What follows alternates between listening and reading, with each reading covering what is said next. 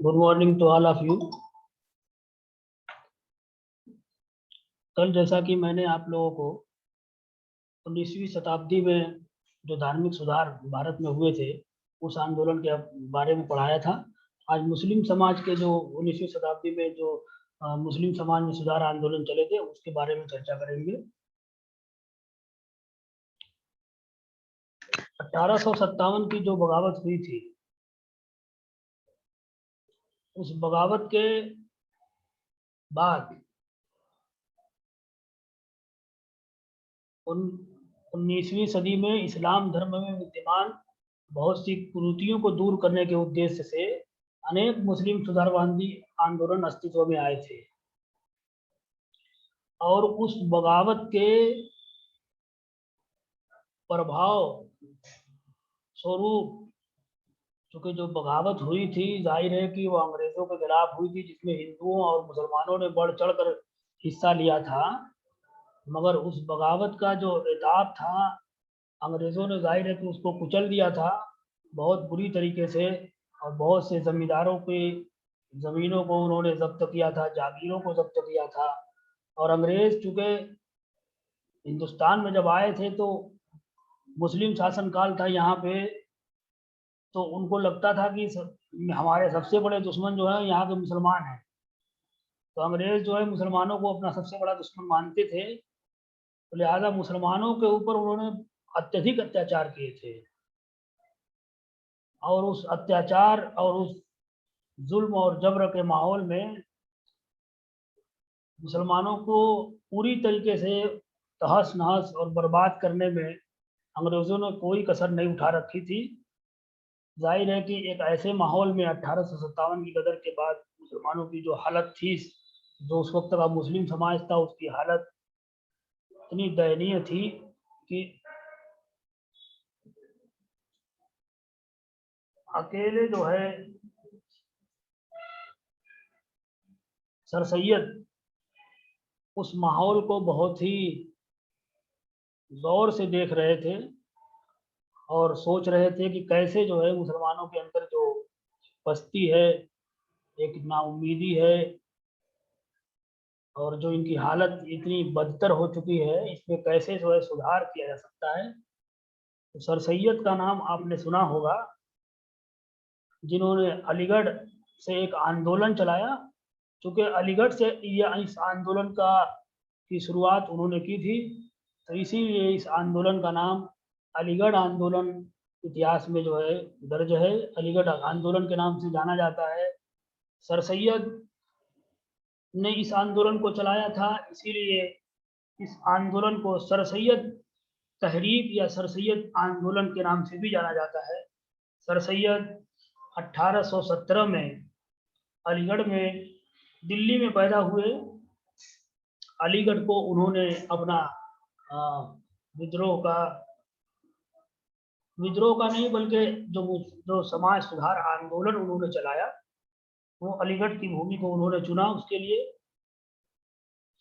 तो भारत के इतिहास में मुस्लिम समाज सुधारकों में सर सैयद का एक अहम नाम है, एक महत्वपूर्ण नाम है, जो 1857 के विद्रोह में मुसलमानों की सक्रिय भागीदारी के कारण सरकार द्वारा उनके दमन से मुसलमानों की स्थिति छिन्न भिन्न हो गई थी। ऐसे समय में ही सर सैयद अहमद खान का पदार्पण हुआ। सर सैयद अहमद खान के नेतृत्व में चलाए गए आंदोलन को ही अलीगढ़ आंदोलन के नाम से जाना जाता है। ये बात मैंने आपको पहले भी बताई है। सर सैयद अहमद खान की जो धारणा थी कि मुसलमानों के धार्मिक और सामाजिक जीवन में केवल आधुनिक पाश्चात्य वैज्ञानिक ज्ञान, सर सैयद ने जाहिर है कि शिक्षा के जगत में बहुत ही अहम और महत्वपूर्ण काम किया। उनका मानना था कि मुसलमानों के अंदर जो पस्ती है, जो सुस्ती है, जो जो उनके अंदर जो पिछड़ापन है, उसको दूर शिक्षा के माध्यम से ही, और वो भी आधुनिक शिक्षा के माध्यम से ही किया जा सकता है। उसको दूर करना जो है, इसलिए सर सैयद इस बात को मानते थे कि मुसलमानों के धार्मिक और सामाजिक जीवन में केवल आधुनिक पाश्चात्य वैज्ञानिक ज्ञान और संस्कृति को ग्रहण करके ही सुधार लाया जा सकता है। इसीलिए आधुनिक शिक्षा को बढ़ावा देना जीवन भर उनका सर्वप्रथम यही उनका उद्देश्य था। उन्होंने अनेक शहरों में स्कूलों की स्थापना की, अनेक पाश्चात्य पुस्तकों का उर्दू में अनुवाद कराया। सर सैयद ने जो तहरीक चलाई, जाहिर है कि वो एक फिराक का शेर है कि सरजमीने हिंद पे अक़वाम आलम के फिराक, काफिले आते गए हिंदोस्तां बनता गया। जाहिर है कि सर सैयद तो उठे थे अकेले, लेकिन उनके साथ जो उनके रफ़ाए कार थे, जो उनके हामी थे, जो उनके फॉलोअर थे, वो आते गए और ये कारवां बढ़ता गया और चलता गया। इस तरह सर सैयद ने बहुत गौर किया कि कैसे जो है मुसलमानों की जो पस्ती है, जो बेकारी है, जो अशिक्षा है, जो अज्ञानता है, जो धार्मिक कट्टरता है, उसको कैसे कम किया जाए, उनके अंदर बेदारी कैसे पैदा की जाए, उनको एक अच्छा इंसान कैसे बनाया जाए, एक अच्छा मुसलमान कैसे बनाया जाए। इसके लिए उन्होंने काम करने के बारे में सोचा और कई पहलुओं पर, जैसे एजुकेशन पर सबसे ज़्यादा उन्होंने जोर दिया। फिर उसके बाद जो है अखबार निकाला उसके लिए। जाहिर सर सैयद एक बार ब्रिटेन गए थे, इंग्लैंड गए थे, तो वहाँ जो ऑक्सफोर्ड वगैरह उन्होंने देखा, तो उनको ये समझ में आया कि अंग्रेज़ों जो अंग्रेज़ हैं, जो पश्चिमी सभ्यता है, जो यूरोप के लोग हैं, ये इतने मॉडर्न और इतने तरक्की याफ्ता क्यों हैं। उसकी वजह ये है कि इनके पास जो है एजुकेशन सिस्टम बहुत अच्छा है, इनके पास यूनिवर्सिटी है, इनके पास एजुकेशन है। तो इसलिए जो है इनकी तरक्की का राज इसी में है कि ये जो है शिक्षा के क्षेत्र में काम कर रहे हैं और इनके पास तो वहाँ से ये प्रेरणा सर सैयद को मिली और वो वहाँ से आते हैं तो अलीगढ़ में इसके बारे में मैं बताऊंगा कि अलीगढ़ मुस्लिम यूनिवर्सिटी का उन्होंने 1864 में सर सैयद अहमद खान ने एक साइंटिफिक सोसाइटी बनाई, जो पुरानी किताबें थी, अंग्रेजी की, संस्कृत की, हिंदी की, उन सारी किताबों को सर सैयद ने इस सोसाइटी के माध्यम से ट्रांसलेट करने का काम कराया। और यहाँ तक कि सर सैयद ने अपनी कौम के अंदर बेदारी पैदा करने के लिए रिसाले निकाले, मैगजीन निकाले, अखबार निकाले और उसमें खुद उन्होंने आर्टिकल लिखे, अपने दोस्तों से लिखवाए। वो दिन रात इसी मेहनत में और इसी फिक्र में रहते थे कि कैसे जो है अपनी कौम के लोगों के अंदर जो है तब्दीली लाई जाए, बेदारी लाई जाए और कैसे जो है उनको आधुनिक शिक्षा की तरफ लाया जाए। इस सिलसिले में उन्होंने 1875 में अलीगढ़ में पाश्चात्य विज्ञानों और संस्कृति के प्रसारक के रूप में मोहम्मदन एंग्लो ओरिएंटल कॉलेज की स्थापना की, जो आज आप जानते हैं कि अलीगढ़ मुस्लिम विश्वविद्यालय के नाम से पूरे विश्व में जो है ये यूनिवर्सिटी मशहूर है, वो सर सैयद की बनाई हुई है। बाद में यही कॉलेज अलीगढ़ मुस्लिम विश्वविद्यालय के नाम से जाना गया। जाहिर है कि मुसलमानों के अंदर बेदारी लाने में, मुसलमानों को आधुनिक शिक्षा से जोड़ने में सर सैयद का बहुत ही अहम रोल है। अगर सर सैयद न उठते तो जाहिर है कि आज जो हालत मुसलमानों की है वो उससे कमतर ही होती। जाहिर मैं बदतर का लफ्ज नहीं कहूँगा, लेकिन कहने का मतलब कि वो स्थिति आज नहीं होती, क्योंकि जब कोई भी तहरीक या कोई भी आंदोलन, कोई भी समाज सुधार आंदोलन की आवश्यकता कब पड़ती है, जाहिर है कि जब कुरीतियाँ, खराबियाँ पैदा हो जाती हैं समाज में, तो उसको दूर करने के लिए कोई समाज सुधारक पैदा होता है और वो उठता है और उस पर उसके बारे में सोचता है और अपने विचार देता है और काम करता है। तो सर सैयद जब उठे उस माहौल में, जब बहुत मजहबी माहौल था, वो मुसलमान जो है किसी तरह की तब्दीली का उसको लगता था कि अगर कोई किसी तरह की तब्दीली की बात करता था, यहाँ तक कि उस वक्त जो फतवे थे अंग्रेजी तालीम के खिलाफ, उलमा ने वहाँ जो अंग्रेजी तालीम के खिलाफ फतवा दे दिया था कि अंग्रेजी तालीम हासिल करना ही हराम है, जबकि सर सैयद अंग्रेजी तालीम के भी हिमायती थे।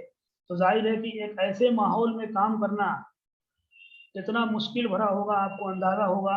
सर सैयद के खिलाफ तमाम तरह के प्रोपेगंडे हुए, उनको गालियां दी गई, उनके जो है रास्ते में रोड़े अटकाए गए, उनको जो है तरह तरह से परेशान किया गया। लेकिन इस मर्द मुजाहिद ने हिम्मत नहीं हारी, और जाहिर है कि ये जो मिशन लेकर उठा था कि मुझको अपनी कौम के अंदर बेदारी लाना है, कौम को बेदार करना है, और उन्होंने वो बेड़ा जो है उठाया और उसको पाए तकमील तक पहुंचाया। फिर उसके बाद जाहिर है कि वो सदी जागरूकता की सदी है, 19वीं सदी, और 1857 की क्रांति के जो दुष्परिणाम हुए और जो हालत हुई। और एक तो सबसे बड़ी बात ये है कि अंग्रेज जब आए यहाँ पर, तो अंग्रेज मिशनरियाँ जो थी, जिनका काम था यहाँ पे एक अहम उनका काम ये भी था कि जो उनकी मिशनरियाँ थी, ईसाई धर्म का प्रचार प्रसार करना। तो एक सबसे बड़ा खतरा ये भी था कि कैसे ईसाई धर्म के प्रचार प्रसार को रोका जाए, कैसे जो जो कन्वर्जन है उसको रोका जाए, और कैसे जो है जो और खराबियां पैदा हो गई, जो कुरीतियां पैदा हो गई हैं मजहब में, मुसलमानों के अंदर, उसको कैसे दूर किया जाए। तो वक्त वक्त के हिसाब से तरह तरह के आंदोलन, एक वहाबी आंदोलन, ये मुसलमानों की पाश्चात्य प्रभाव के विरुद्ध सर्वप्रथम प्रतिक्रिया जो हुई, उसे वहाबी आंदोलन के नाम से जाना जाता है। वास्तव में यह पुनर्जागरणवादी आंदोलन था।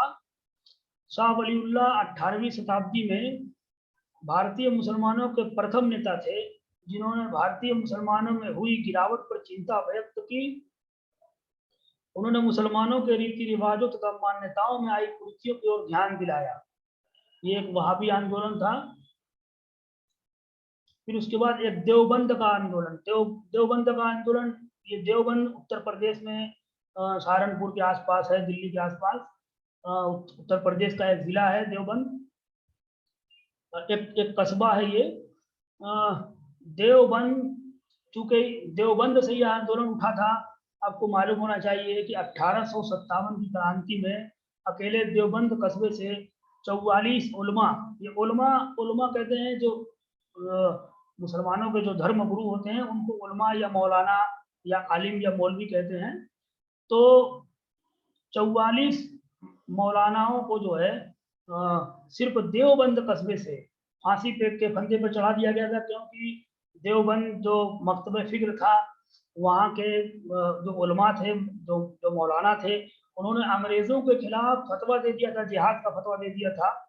और उन्होंने कि हाँ, आज़ादी का नारा देवबंद ने भी दिया था, जिसकी वजह से, जिसके इताब में अंग्रेजों का कहर उन पर टूटा, और वहाँ पर मुसलमानों को जो है फांसियाँ, खास तौर से उलमा इकराम को फांसी पर जो है अंग्रेजों ने लटकाया। तो ये देवबंद का जो आंदोलन था, जाहिर है कि ये भी एक समाज सुधार आंदोलन में इसका भी एक अहम रोल है। उसकी वजह ये थी कि उस वक्त के जो मुसलमान थे, जो प्राचीन मुस्लिम विद्या के अग्रणी थे, देवबंद के जो मानने वाले थे, ये थोड़ा सा इनके बारे में कहा जाए कि ये बहुत ही कट्टर किस्म के कट्टर किस्म के ख्यालात के ये लोग थे। देवबंद आंदोलन जो इन्होंने चलाया, यह एक पुनर्जागरणवादी आंदोलन था, जिसका उद्देश्य मुसलमानों में कुरान और हदीस की शुद्ध शिक्षा का प्रसार करना था। कुरान और हदीस, कुरान के बारे में आप जानते हो, मुसलमानों की धार्मिक जो किताब है उसको जो है कुरान कहा जाता है, और हदीस उसको कहते हैं जो पैगंबर हैं, जो मैसेंजर ऑफ गॉड हैं, उनके जबान से या उन्होंने जो कुछ भी बताया और फरमाया, उनका फरमाया हुआ ही उसी को हदीस कहा जाता है। तो इस देवबंद का जो उद्देश्य था, जो देवबंद जो आंदोलन लेकर उठा था, तो उद्देश्य उसका था कि मुसलमानों में कुरान और हदीस की शुद्ध शिक्षा का प्रसार करना था। सही जो उसका जो कुरान की और हदीस की जो सही शिक्षा है, जो इस्लाम का सही मकसद है, उसको लोगों के सामने जो है सही इस्लाम की नुमाइंदगी करना, उसको पेश करना, उसकी तफसीर करना, उसका उसको बताना यही देवबंद का सर मकसद था। मौलाना कासिम नानौतवी जो देवबंद के बानी हैं, मदरसा दारुल उलूम देवबंद बहुत बड़ी अरबी यूनिवर्सिटी है ये उत्तर प्रदेश में, जिसके आगे चलकर यही देवबंद जो है एक मकतबे फिक्र बना, और इसके फॉलोवर पूरी दुनिया में पाए जाते हैं। हिंदुस्तान में इसके फॉलोवर बहुत ज़्यादा हैं।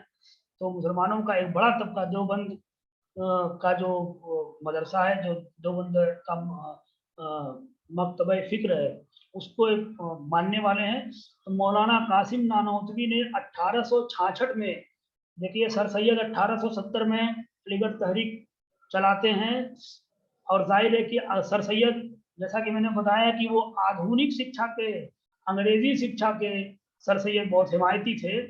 और ये देवबंद के लोग 1870 में ये मदरसा कायम करते हैं, जो आगे चलकर दारुल उलूम देवबंद के नाम से एक बड़ी यूनिवर्सिटी आज भी ये मौजूद है और एक बड़ा इदारा बनता है। तो इसमें खालिस दीनी तालीम, मजहबी शिक्षा का, और वो जो कुरान और हदीस और फ़िक़्ह की तालीम का यहाँ बंदोबस्त किया गया। तो मौलाना कासिम नानौतवी देवबंद के बानी हैं। 1866 में देवबंद का मदरसा कायम होता है।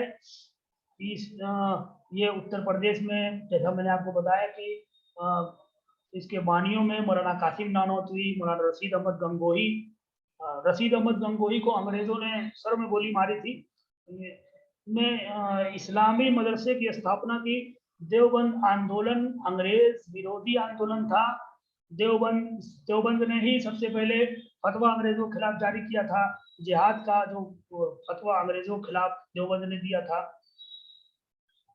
देवबंद के स्कूल में अंग्रेजी शिक्षा व पाश्चात्य संस्कृति पर पूर्ण प्रतिबंध था, क्योंकि मैंने बताया ना कि देवबंद सिर्फ यहाँ पर मजहबी तालीम का बंदोबस्त किया गया था, जबकि सर सैयद इसके मुकाबले में अंग्रेजी तालीम के भी हिमायती थे।